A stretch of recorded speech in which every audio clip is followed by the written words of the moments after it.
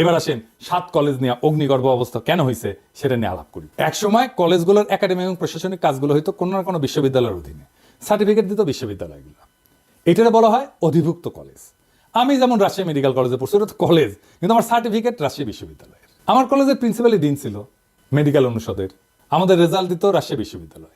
Medical কলেজগুলোর মতোই অন্যান্য সমস্ত কলেজই কোনো না কোনো বিশ্ববিদ্যালয়ে অধিভুক্ত ছিল 90-এর দশক পর্যন্ত।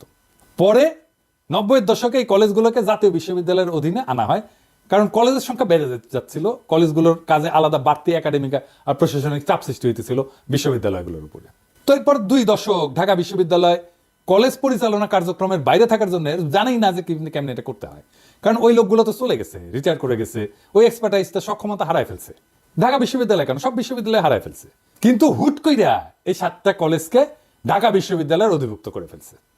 ঢাকা বিশ্ববিদ্যালয়ের লোক বল নাই, সক্ষমতা নাই, আর এর কারণে শিক্ষার্থীরা দেখছে এই 7 কলেজ অন্য কলেজগুলোর তুলনায় পিছায় পড়তেছে, শিক্ষায়, দীক্ষায়, একাডেমিক অ্যাক্টিভিটিসে, প্রশাসনে পিছায় পড়তেছে।